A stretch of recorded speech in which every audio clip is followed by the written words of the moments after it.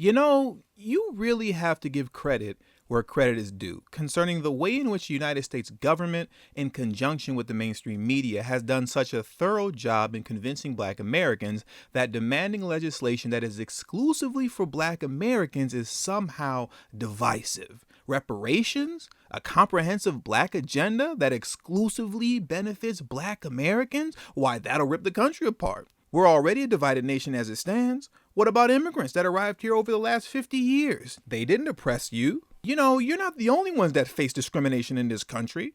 And let's not forget about the most terrifying reason and excuse of them all for why this is so divisive: the white backlash. Even Obama deemed reparations a non-starter due to white resentment. Those were his exact words. Yet it's funny how white resentment and all the other excuses that I just stated never seems to play a role when it comes to why nothing gets done for other groups. Legislation, resources, and financial set-asides on the basis of race is only divisive when we're talking about doing it for Black Americans. So I'm not going to sit here and say I'm going to do something that's only going to benefit Black people. No. Some will even go as far as to call it unconstitutional. Meanwhile, as you can see on the screen right in front of you, the Senate passes largest investment in Native programs in history, more than $31 billion heading to Native communities. And this comes from the United States Committee on Indian Affairs. U.S. Senator Brian Schatz, chairman of the Senate Committee on Indian Affairs, helped secure more than $31.2 billion in dedicated funding for tribal governments and Native communities, comprising the largest investment in history for Native programs. The new funding will deliver immediate relief for hard-hit Native American families and support tribal nations as they build a bridge toward economic recovery. Native communities need relief. We listened and we took action. With more than $31 billion for tribal governments and Native programs, the American Rescue Plan delivers the largest one-time investment to Native communities in history, said Senator Schatz, a member of the Senate Appropriations Committee.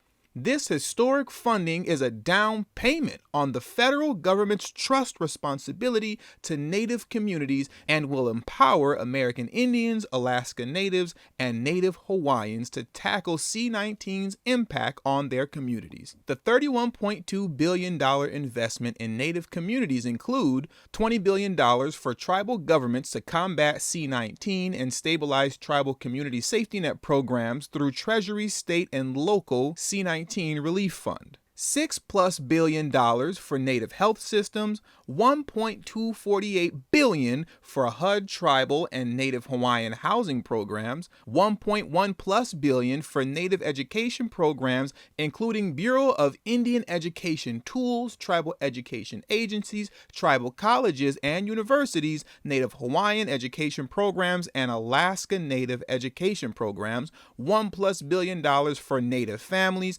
$900 million for Bureau of Indian Affairs programs, $600 million for Native communities' critical economic and infrastructure investment, $600 million for Native communities' critical economic and infrastructure investments, $20 million to mitigate the impact of C-19 on Native languages, and $19 million for Native communities' efforts to combat domestic violence. Now, you know what's really interesting about this is how quietly this all happened. No grandiose congressional hearings, no national polling to see how the American people feel about this, and no mainstream media coverage. The American government just quietly slipped $31 billion to the Native American community. And you know what's even more interesting is that they didn't even have to ask for it. No worldwide global protests, no cities burning down to the ground, but just like that, here goes $31 billion for your problems. Now, here's another piece of interesting information. When you go to the 2020 exit polls, the section that says other racial ethnic groups is largely made up of Native Americans. I mean, that's the only logical conclusion after white, black, Latino, and Asian. Clearly, those are Native Americans. Now, if you don't want to go by those exit polls because maybe you feel like, hey, that's not completely 100% Native Americans, that's a mixture of other groups as well, then we can look at the poll that was taken by the Associated Press. And as it states here, data from the Associated Press AP VoteCast, a nationwide survey of more than 133,000 voters and non-voters, showed 52% of Native Americans supported Donald Trump, while 45% favored Joe Biden. So in between the 2020 exit polls and the Associated Press poll, we're looking at roughly 50% of Native Americans voted for Joe Biden, compared to the 87% of Black Americans who did. And apparently, 50% of support gets you $31 billion. And mind you, we're not even 6 months into his presidency yet. You already know more financial set-asides and resources are coming. But I can't say this is too surprising, because when Joe Biden was asked about reparations for the descendants of American slavery, he seemed to be very concerned with Native Americans and making sure that they were included in your reparations package if one were to pass. No, but they look, they're not mutually exclusive. But I can't believe that whatever it is, the African American community would not support what I'm talking about. In addition to, I don't think we have to. Let me ask you this then. Let me ask you this so we can move on, because we've got to get some phone calls in as well. But let me ask you this then. If in fact a calculation comes to you that you are satisfied with, would you then say, I'm for reparations? The answer is it would depend on what it was, and will it include Native Americans as well? Well, it looks like he's taking care of them now, isn't he? Brothers and sisters, really let this sit on your mind for a moment. There are currently 10,000 Black elected officials in office in the United States of America. There are 6,000 Hispanic elected officials currently in office. There are even fewer Asian elected officials in office, and I can't even begin to imagine how small the number of Native American elected officials are. It is more than safe to say that there are more Black elected officials in the United States than there are Hispanic, Asian, and Native American elected officials combined. Yet the group with the least amount of political representation just got $31 billion slid over to them quietly. Meanwhile, if you're lucky, you might get some monopoly money with Harriet Tubman's face on it by the end of Biden's presidency. Where's the Congressional Black Caucus? Where's Jim Clyburn? Where's the NAACP? Reverend Al Sharpton?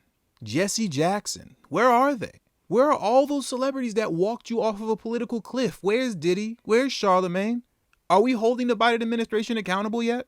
Where's D.L. Hughley? Steve Harvey, Ava DuVernay, Amanda Seals? Why is everybody so quiet right now? Because I could have sworn they all said it was going to be different this time, didn't they? And if anything, it looks like the prioritizing of other groups over Black Americans have been amped up. These are record-breaking investments going into other communities here. Meanwhile, Black Americans with their 87% of support going to Joe Biden are sitting here with nothing to show for it. What is the 5 fingers say to the face? What? Slap!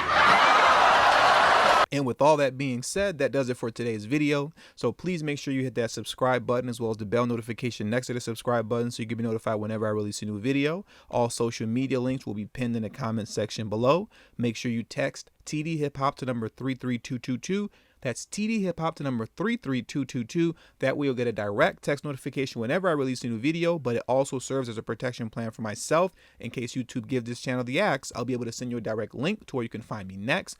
And last but certainly not least, for those of you who have a love and appreciation for the work that I put in on this channel and you'd like to show your support towards me, you can do that through Patreon. For only $3 a month, that will help put me in position to be able to take TD Hip Hop Media off of YouTube. Remember, the goal is not to grow big on YouTube, but to grow independent of YouTube. And finally, please, please, please make sure you join the emailing list. That is the most critical and crucial part of me going independent of YouTube. If I cannot take my audience with me, then there is no such thing as independence. And the link to that will also be pinned in the comment section below. Thank you for your time, and until the next video, peace.